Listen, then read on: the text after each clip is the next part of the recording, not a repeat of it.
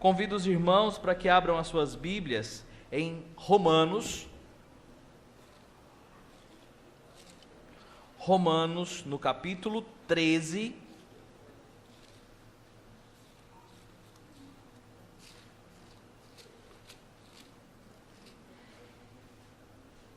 Nossa porção será do versículo 1 ao versículo 7. Romanos,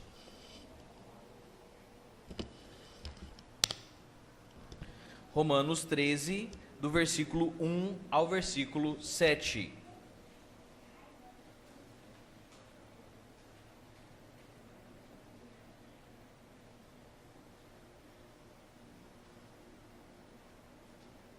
Crianças acharam?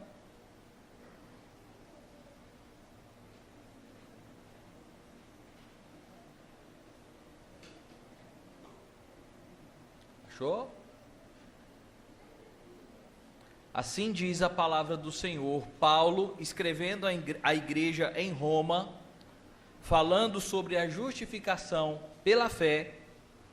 Agora no capítulo 13, então, ele diz: todo homem esteja sujeito às autoridades superiores, porque não há autoridade que não proceda de Deus, e as autoridades que existem foram por ele instituídas, de modo que aquele que se opõe à autoridade resiste à ordenação de Deus, e os que resistem trarão sobre si mesmos condenação. Porque os magistrados não são para temor quando se faz o bem, e sim quando se faz o mal. Queres tu não temer a autoridade? Faze o bem e te terás louvor dela, visto que a autoridade é ministro de Deus para o teu bem. Entretanto, se fizeres o mal, teme, porque não é sem motivo que ela traz a espada, pois é ministro de Deus, vingador, para castigar e o que pratica o mal. É necessário que lhes sejam sujeitos não somente por causa do temor da punição, mas também por dever de consciência. Por esse motivo, também pagais tributos, porque são ministros de Deus, atendendo constantemente a este serviço. Pagai a todos o que lhes é devido, a quem tributo, tributo, a quem imposto, imposto, a quem respeito, respeito, a quem honra, honra. Que o Senhor nos ajude, que o Senhor tire de nós qualquer disposição rebelde contra as instituições por Ele estabelecidas, e que Ele nos ajude a caminhar rumo à cruz. Amém. Meus irmãos, quantas e quantas vezes nós já não adentramos órgãos públicos e precisamos ser lembrados por plaquinhas estabelecidas ali, que o ato de desacatar um funcionário público em suas funções é crime. Quantas vezes nós não nos deparamos em situações em que fomos parados em uma blitz e ainda queríamos ter razão em situações que estávamos errados? Quantas vezes não fomos chamados a atenção por alguém em cargo superior ao nosso e nos aborrecemos por conta disso, mesmo estando em situação de erro? Paulo, no seu contexto geral da carta, falando sobre a justificação pela fé, e como dissemos aqui no segundo bloco do livro, da carta aos Romanos, aqui a partir do versículo 11, ele está trazendo aplicações, ele está trazendo coisas práticas para a vida do homem justificado por Cristo Jesus. Assim sendo, observamos à luz do capítulo 13, na sua primeira perícope, o estabelecimento do governo de Deus. E por que nós apresentamos essa proposição acerca do estabelecimento do governo de Deus? Sabemos que Deus governa todas as coisas. Sabemos que Deus instituiu o seu Filho para reinar soberano sobre todas as coisas.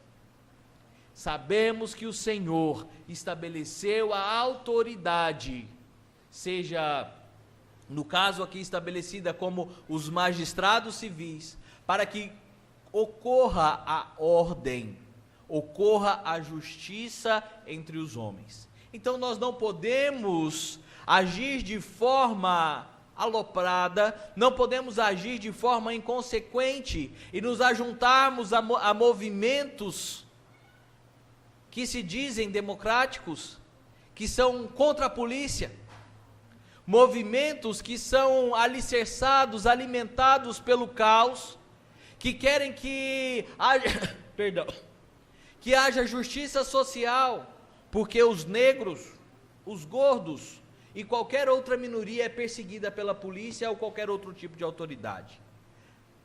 Quando ouço essas afirmações, quando vejo essas defesas, vejo Satanás repetindo e com grande sorriso, causando o desespero e o caos entre a população.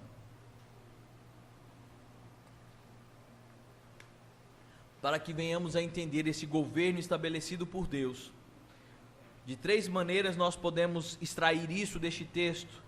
A primeira delas vai do versículo 1 e o versículo 2, onde aqui percebemos que é o próprio Deus quem estabelece os governos. Vejam comigo esses 2 versículos. Todo homem, e aqui está a aplicação generalizada para a população, para todo o ser humano, todo homem esteja sujeito às autoridades superiores.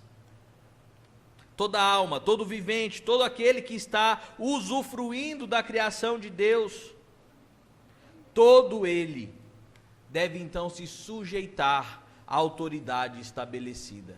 Não é papel da igreja, não é papel de nenhum cidadão se rebelar contra a autoridade estabelecida. E quando nós fazemos essa afirmação, nós estamos baseados aqui naquilo que Deus estabeleceu. É Deus quem coloca e tira os reis. É Deus quem formatou este sistema. Então ninguém está isento disso. Continua o texto. Porque não há autoridade que não proceda de Deus, e as autoridades que existem foram por ele instituídas, de modo que aquele que se opõe à autoridade resiste à ordenação de Deus, e os que resistem trarão sobre si mesmo condenação. Nós fomos inseridos em um contexto, vimos pela manhã que o Senhor, na sua sabedoria, na sua suprema graça, Ele nos fornece ali no decálogo 6 mandamentos que nos direcionam no trato uns com os outros. Honrar pai e mãe, não matar, não furtar, não cobiçar. Para que nós tivéssemos um relacionamento saudável. As leis que nós temos hoje, a grande maioria delas, é inclusive baseada nesse modelo judaico-cristão, um padrão já estabelecido há muitos e muitos anos, mas por conta da rebeldia, por conta do coração lastimável do homem, cheio de pecado, o homem agora está inventando moda, inventando novas leis, que estão totalmente distantes daquilo que a palavra de Deus prescreve. E quando digo isso, meus irmãos, não estou falando do Código de Trânsito. Não existia carro lá na época de Jesus para que existisse uma lei para respeitar o sinaleiro. Obviamente que existia sim uma convenção social quanto à movimentação dos cavalos, dos camelos e qualquer outro meio de transporte da sua época. Essas convenções são criadas para adequar as tecnologias que vão chegando. Mas eu me refiro que as autoridades estão extrapolando o seu papel, quando então passam a legislar sobre coisas que não lhes são devidas. Mas a nós, que fomos justificados, que fomos transformados pelo sangue do Cordeiro, nós devemos nos sujeitar. Nós devemos nos submeter à autoridade. Esse é o princípio que falamos pela manhã. Esse é o princípio que o quinto mandamento traz. Deus é quem institui a autoridade no lar. Deus é quem institui as autoridades eclesiásticas. Deus é quem institui a autoridade civil. E Ele assim o faz porque sabe todas as coisas. Toda autoridade é posta, levantada e instalada por Deus. E aqui uma pergunta extraordinária: quem colocou Hitler no poder? Quem colocou aqueles homens em Israel, do Hamas, aquele povo lá da Rússia, da Ucrânia? Quem colocou esses homens no poder?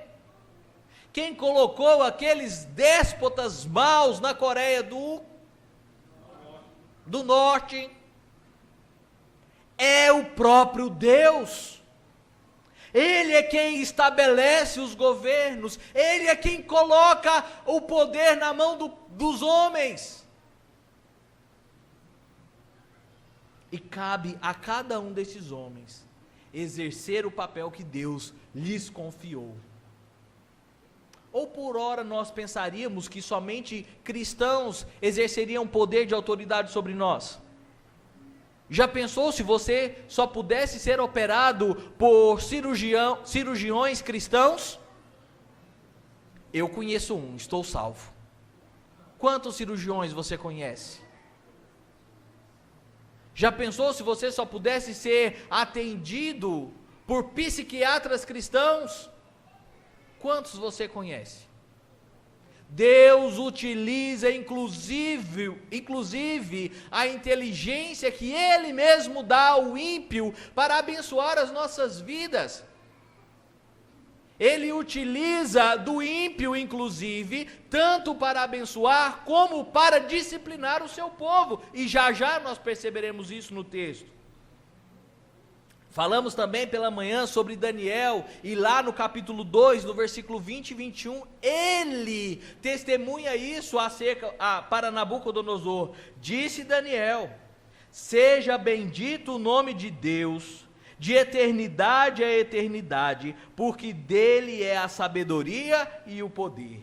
É ele quem muda o tempo e as estações, remove reis e estabelece reis. Ele dá sabedoria aos sábios e entendimento aos inteligentes. Também, lá em Êxodo 20, 12, honra o pai e a mãe, fazendo então a explanação do quinto mandamento. E o nosso catecismo ainda diz: que significam as palavras pai e mãe no quinto mandamento? As palavras pai e mãe no quinto mandamento abrangem não somente os próprios pais, mas também todos os superiores em idade e dons, especialmente todos aqueles que pela ordenação de Deus estão colocados sobre nós em autoridade, quer na família, quer na igreja, quer no Estado. Você já teve um chefe ruim? Nossas escolas dominicais, se você não tem vindo na escola dominical, você tem perdido. As nossas discussões são excelentes. Atrasa o almoço, eu sei, mas têm sido muito boas. E um dos questionamentos que nós falamos aqui, um dos pontos que nós levantamos, é referente a nós filhos, e a vocês que são pequenos ainda hoje, vocês que ainda estão sobre a autoridade direta dos seus pais. O que eu quero dizer isso? Estão debaixo do teto do seu pai, porque eu ainda me submeto à autoridade do meu pai. Se ele me ligar lá de Goiás e me der uma ordem, ele é meu pai ainda, e será até o momento que Deus o levar para a glória. Mas você que ainda é pequeno está sob a autoridade direta do seu pai, e quando ele te dá uma ordem, te dá uma legislação doméstica, e você acha que aquilo é o fim do mundo, a ponto até de você pensar: o meu pai não gosta de mim, minha mãe não gosta de mim, a minha mãe não se importa comigo porque me fez fazer a tarefa, porque fez eu arrumar o meu quarto, porque fez eu lavar o meu sapato chulezento.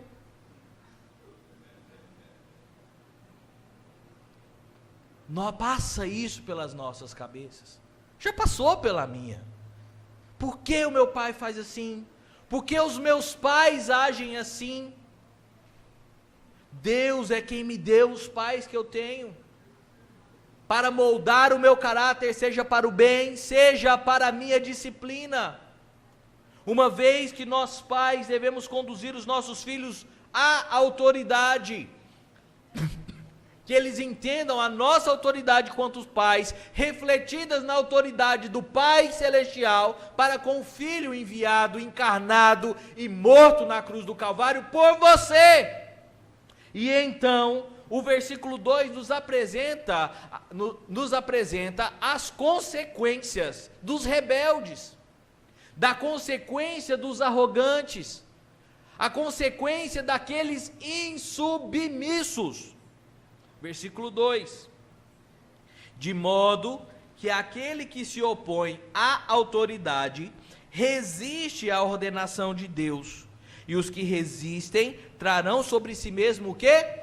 Condenação. Todas as vezes que você, filho, é insubmisso ao seu pai, todas as vezes que você, cidadão, é insubmisso às leis e ao seu governo, você está sujeito à punição gravíssima, porque nós não fomos chamados para sermos rebeldes. Este era aquele que Paulo fala aos Efésios: os rebeldes são o velho homem, mas nós fomos feitos novamente na cruz do Calvário, nós fomos regenerados em Cristo, não agimos mais como rebeldes. Os que se rebelam contra a autoridade desobedecem ao Senhor. E sabe o que isso significa? Aqueles que são anti a lei, fugiu a palavra, não vou lembrar. A memória hoje está péssima. São aqueles que são a favor da anarquia. Já viu algum filme de anarquia? Nos anos 80 e 90 tinham muitos filmes, na época que tinha o movimento hip hop, punk principalmente. São movimentos fomentados pela anarquia. Eu vou ler uma definição de anarquia. Anarquia é uma teoria política que rejeita a existência de um governo. Trata-se de uma ideologia que não é a favor de nenhum tipo de hierarquia ou dominação imposta. Ao contrário do que muitos pensam, no contexto político, a palavra anarquia nada tem a ver com desordem e confusão. O conceito de anarquia defende que a sociedade tenha sim uma organização social, porém, considera que ela não deva ser imposta, e sim acordada entre os cidadãos. Não deve haver, por exemplo, uma divisão por classes sociais e nem o domínio de um grupo sobre outros. Vamos à aplicação prática disso? Eles não defendem que o povo deve agir solto como animais. Existe uma convenção. E qual é essa convenção? O que nós chamamos de relativismo social. Aquilo que é verdade para você é verdade para você. Aquilo que é verdade para mim é para mim. E assim a gente vive muito bem. Se para você é lícito ter 2, 3, 4 ou 5 mulheres, essa é a sua verdade. Se para você é lícito casar com ou com alguém do mesmo sexo que você, essa é a sua verdade. Faça como você quiser. Mas na prática desse pragmatismo social, a única coisa que não é lícita aqui é você se submeter à autoridade do Senhor. O que nós vivemos é uma anarquia disfarçada em uma preocupação socialista, em uma preocupação comunista. Tudo isso não passa de uma anarquia, onde a ordem de Deus não se aplica às nossas vidas. Em um dos episódios com minha filha assistindo Carinha de Anjo, como faltou o personagem principal daquela novela, que era um currião. Aquela menina precisava apanhar dia sim, dia não. Mas num dos episódios de Carinha de Anjo, a mãe, Rosana, a mãe de 2 filhos, de um casal, resolve então aplicar o conceito de anarquia na casa dela. Os filhos poderiam fazer o que quisesse, não haveria domínio por parte da mãe sobre os filhos. No segundo dia a casa estava fétida, a louça estava cheia de bichos, brinquedos sobre todos os lugares. As crianças entenderam que não havia possibilidade de sobreviver daquela forma. A coisa é tão grave, meus irmãos, que nem mesmo no reino animal, se é que eu posso chamar assim, existe anarquia. Nem mesmo, pasmem, nem mesmo no sistema criminoso que nós vivemos, num contexto de facções extraordinariamente organizadas, não há anarquia. Vai estudar sobre o PCC, não demora, o PCC está dando palestras sobre organização de empresas. Não existe uma organização brasileira tão organizada quanto o PCC, não existe. Não há caos nem mesmo na criminalidade, e nós queremos aplicar isso às nossas vidas, e sabe por quê? Porque nós queremos rejeitar a autoridade de Deus, porque nós não queremos submeter ao Senhor, porque nos julgamos autossuficientes. O que é obediência, meus irmãos? Acabamos de decorar essa pergunta, a pergunta 40 do nosso catecismo, breve catecismo, o que o Senhor exige de nós? Obediência à sua vontade revelada. 41, aonde eu encontro essa vontade revelada? Em Êxodo 20, no Decálogo, naquilo que é a lei moral revelada a nós. Não existe caos, porque o Senhor é quem conduz as nossas vidas, porque Ele estabelece autoridade sobre nós.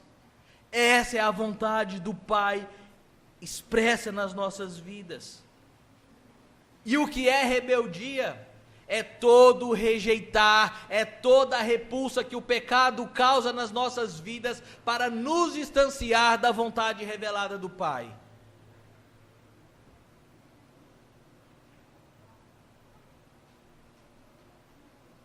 E por isso, o 5º mandamento vem a reboque com uma promessa: honra teu pai e tua mãe, para que te prolonguem os teus dias sobre a terra.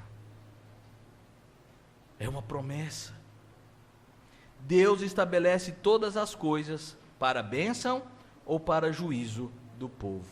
Sendo assim, meus queridos irmãos, se é Deus quem estabelece os governos, como isso pode trazer bênção para as nossas vidas? Versículo 3 e a primeira parte do versículo 4, onde nós observamos que Deus abençoa o seu povo por meio do governo, por meio das autoridades estabelecidas. Veja o versículo 3. Porque os magistrados, e para as crianças que estão anotando, magistrados aqui é uma palavra mais bonitinha para falar sobre autoridade, tá? Esses magistrados eu posso colocar como juízes, vereadores, prefeitos, governadores, presidente da república. Essa palavra magistrados, ela está englobando toda figura de autoridade sobre você, inclusive sua professora, tá bom? Porque os magistrados não são para temor quando se faz o bem, e sim quando se faz o mal. Queres tu não temer a autoridade? Faze o bem e te terás louvor dela. visto que a autoridade é ministro de Deus para o teu bem. Deus estabelece autoridade sobre nós para que cuide de nós. E para que isso fique mais claro, eu vejo de forma mais explícita, mais tranquila de aplicar a polícia.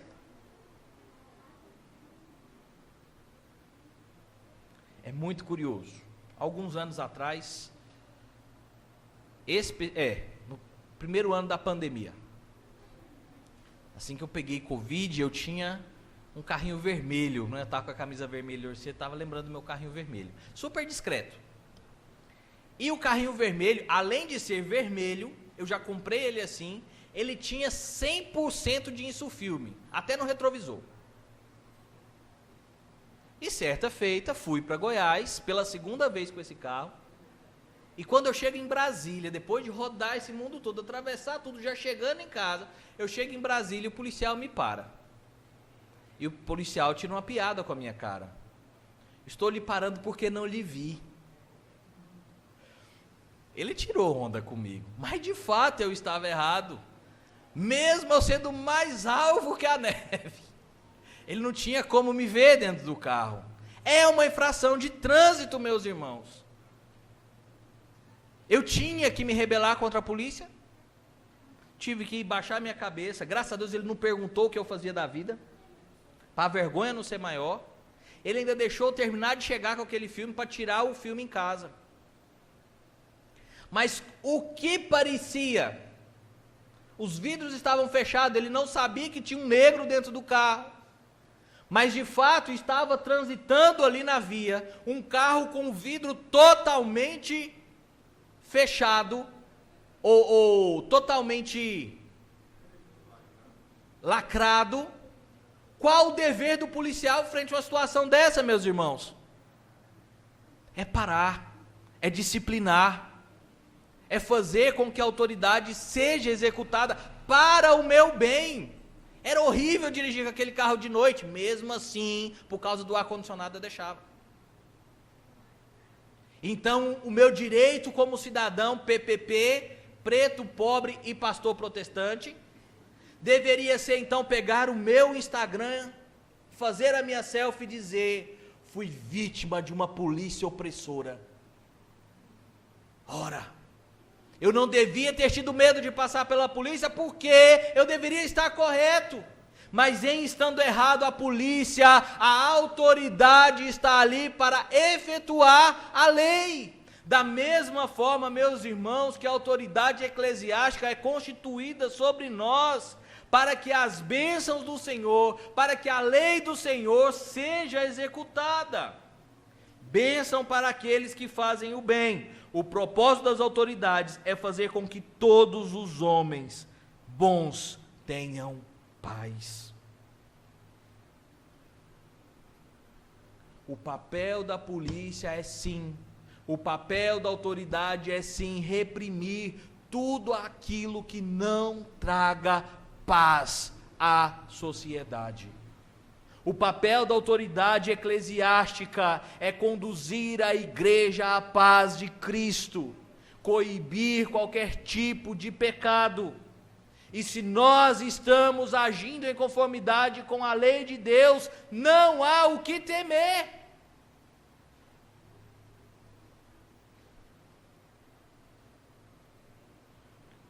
O bom proceder, andar nos caminhos do Senhor, traz paz.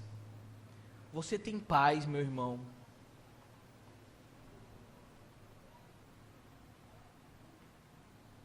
O versículo 4 ainda vai trazer uma segunda característica desse governo, dessa autoridade colocada sobre nós.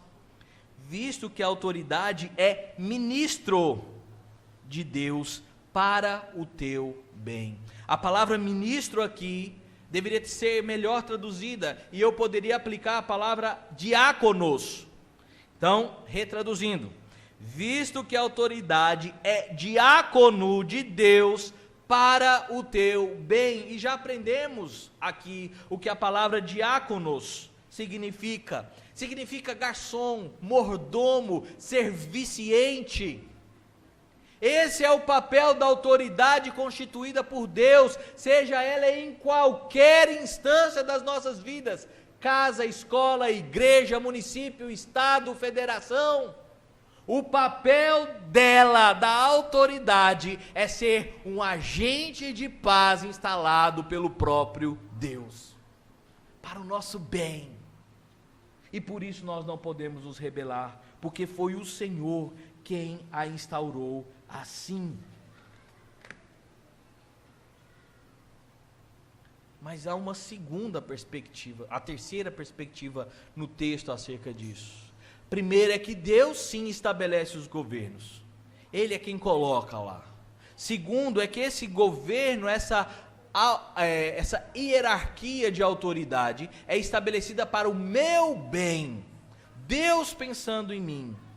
Mas eu também preciso entender que Deus se utiliza dessas autoridades para disciplinar o seu povo. Aí o versículo 4 continua: entretanto, se fizeres o mal, teme, porque não é sem motivo que ela traz a espada, pois é ministro, mais uma vez, de Deus, vingador, para castigar o que pratica o mal.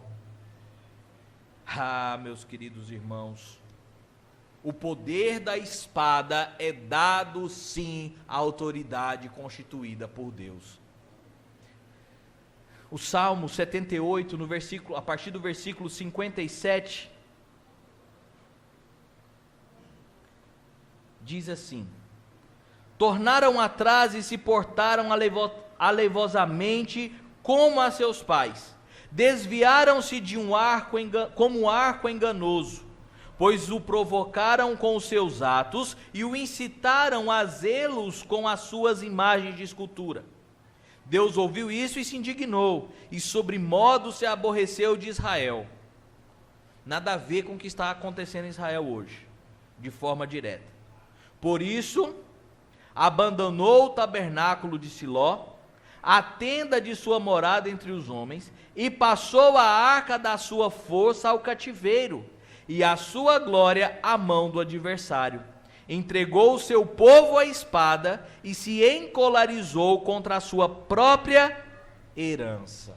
De que o salmista está se referindo aqui?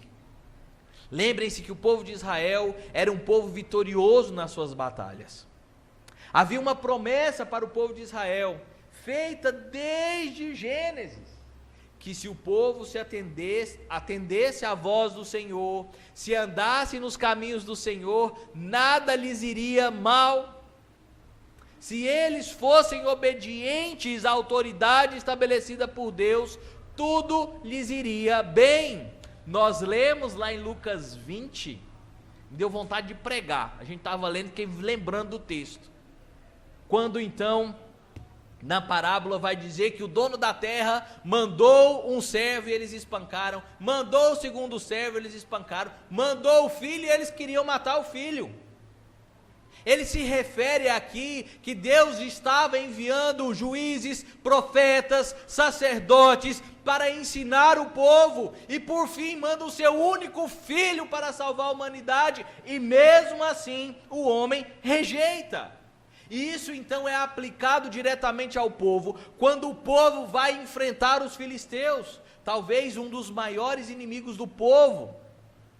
E o que Deus faz? Entrega o povo na mão dos filisteus, de uma forma tão vergonhosa, que o maior símbolo do povo de Israel, que era a Arca da Aliança, que representava o poder de Deus ao homem, foi o quê? Tomada. A história é tão extraordinária, meus irmãos. Releia essa história com seu filho. Os filisteus subjugam o povo, levam a Arca da Aliança, mas não é porque os filisteus eram um povo bom, não era porque eram bons guerreiros, porque Deus entregou o povo de Israel nas mãos deles. Prova disso foi o quê? Que onde eles colocaram a arca, veio praga, veio tumores, veio um monte de coisas ruins, sinônimo de que eles haviam desafiado o Deus de Israel. E é assim que nós temos feito, e por isso, Deus coloca maus governantes, más autoridades sobre nós para disciplina do seu povo, para juízo. A mesma coisa foi vista no cativeiro babilônico, no cativeiro assírio, no cativeiro do Egito, Deus disciplinando o seu povo. Aquele que faz o mal recebe a espada. O que significa isso? Correção, castigo, punição, sentença. Essa é a perspectiva do poder do Estado. E há também, como nós vimos acerca do mandamento não matarás, que o Estado tem o poder de exercer pena, inclusive pena de morte. Lá no capítulo 23 da Confissão de Fé, falando sobre o magistrado civil na seção 1, Deus, o Senhor Supremo e Rei de todo o mundo, para a sua glória e para o bem público, constituiu sobre o povo magistrados civis, que lhes são sujeitos, e a este fim os armou com o poder da espada, para defesa e incentivo dos bons e castigo dos malfeitores. Esse é o papel da autoridade. Da mesma forma, meus irmãos, que é um peso subir ao púlpito e ser o arauto de Deus aqui, deveria ser um peso a todos aqueles que ocupam papel de liderança sobre o povo, seja nós pais, seja as autoridades constituídas, juízes, procuradores, vereadores, deputados, governadores, presidente da república.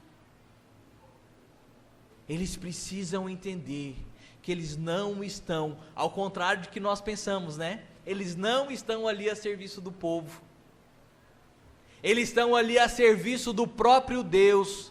E todos aqueles que governam mal prestarão contas ao Senhor por não terem cuidado do povo como deveriam. A pergunta 136 do Catecismo Maior: quais são os pecados proibidos no 6º mandamento? Não matarás. Os pecados proibidos no 6º mandamento são o tirar a nossa vida ou de outrem, exceto no caso de justiça pública, guerra legítima ou defesa necessária. Cabe ao Estado nos defender em caso de um ataque injusto, como o caso de Israel, que está sofrendo um ataque do Hamas. É justo que a Ucrânia se defenda dos ataques da Rússia, mas não é justo que nós entremos de forma voluntária em uma guerra desnecessária, em uma guerra de interesses próprios. Isso o Senhor condena. Por isso, meus irmãos, nós não devemos apoiar esses movimentos sensacionalistas de desarmamento, de movimentos contra a autoridade policial. Nós devemos colocar os nossos joelhos no chão para que o Senhor tire das corporações, das instituições municipais, estaduais, nacionais, os corruptos. E isso parte de nós quando nós votamos em corruptos, quando nós votamos num homem condenado. É culpa sua que apoia o pecado, que apoia a injustiça, que apoia o aborto. É sobre esse tipo de disciplina que o Senhor está aplicando sobre o povo. A culpa é sua. E por isso, meus irmãos, nós devemos nos subjugar às autoridades como a Bíblia prescreve. Os versículos 5 e 6, então, vão dizer como nós, cristãos, devemos nos comportar com as autoridades. Por esse motivo, versículo 6, também pagai tributos, porque são ministros de Deus, atendendo constantemente a esse serviço. O tributo, ele deve ser cobrado de forma justa. para que o Estado possa, então, cuidar da sociedade no que lhe é devido. Por exemplo, o Brasil tem tem a coisa, como que eu posso dizer isso?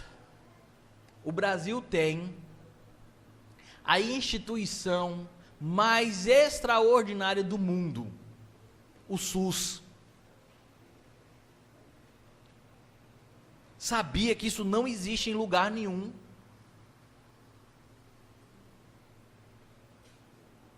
Reformulo agora. O Brasil tem a oportunidade de ter o melhor sistema de saúde do mundo.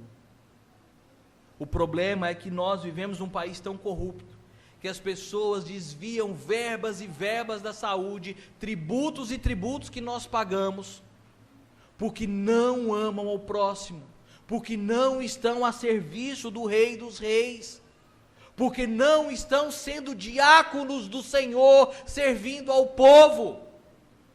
Quantas pessoas nós não testemunhamos esperando por regulação, meus queridos irmãos, com o hospital aqui dentro. Sofia está lá agora, Sofia, sobrinha de Mariene, aguardando regulação. Os nossos tributos devem ser pagos sim, para que o Estado possa auxiliar, cuidar do povo. Não é assistencialismo, é naquilo que de fato compete ao Estado. Segurança do povo, saúde no que lhe é devido e nem tudo. E ele continua: por esse motivo também pagais tributos, porque são ministros de Deus, atendendo constantemente esse serviço. Pagai a todos o que lhe é devido, a quem tributo, tributo, a quem imposto, imposto, a quem respeito, respeito, e a quem honra, honra. A Bíblia não está nos ensinando aqui sobre bajulação. Esse texto aqui ele é muito mal usado. Quando alguém então faz alguma coisa interessante, importante ou de destaque, as pessoas usam esse texto e diz: a quem honra, honra. Não é sobre isso que o texto está nos ensinando. A Bíblia está nos ensinando sobre autoridade e respeito à autoridade constituída por Deus.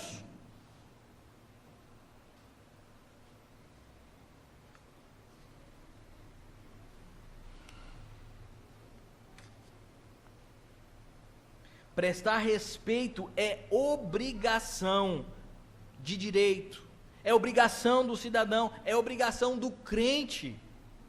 Pagar o que é justo. Infelizmente, vivemos em um país não cristão, de maioria católico, e a outra parte quase toda evangélica, para nossa vergonha. Se de fato o Brasil fosse cristão, do tanto que diz que é, eu não tenho dado, cadê Claudiana para me ajudar? Mas você pode olhar no IBGE e ver o quanto de evangélico que tem nesse país. E por que nós ainda estamos nessa situação? Por que nós ainda estamos elegendo corruptos? Por que ainda estamos elegendo ladrões? Por que ainda estamos elegendo pessoas a favor de aborto, a favor do desfacelar da família, a favor da desinstrução dos nossos filhos? Se somos maioria, por que temos pessoas assim no poder?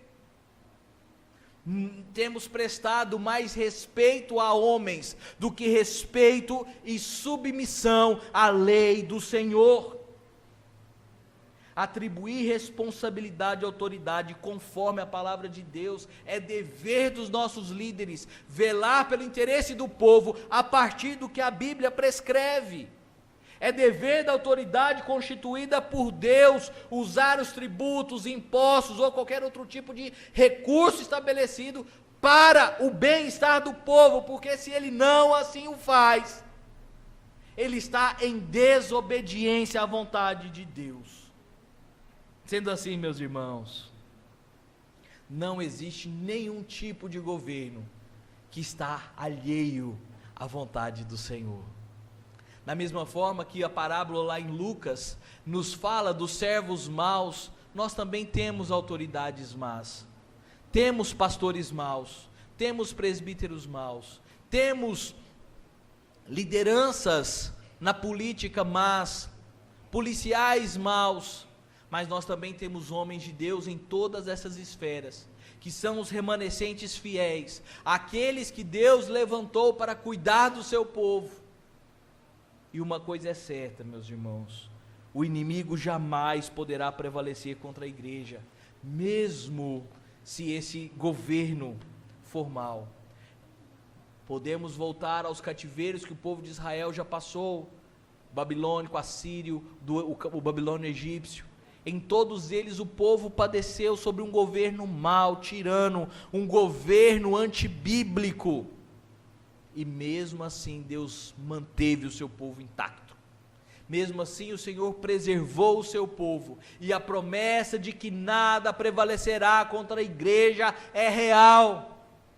Mesmo observando irmãos sendo mortos por aí afora, por defenderem a palavra de Deus, a igreja estará de pé, porque é promessa do Senhor. E sabe por que a igreja estará de pé? Porque a igreja não é de homens, mas do Senhor Jesus Cristo, que venceu a morte, que foi estabelecido, outorgado como rei, ao vencer aquela cruz maldita, para nos livrar da maldição do inferno. Por isso, meus queridos irmãos, nós podemos descansar, porque haverá um dia, onde o reino do Senhor estará estabelecido de forma definitiva. Não haverão mais lideranças, porque a liderança será Cristo exclusivamente. Não haverá mais corrupção, porque o pecado será expurgado das nossas vidas. E nós desfrutaremos da paz e plenitude eternas, porque estaremos com o nosso Salvador. Que até lá Ele fortaleça as nossas vidas e nos livre do mal para a sua glória. Amém.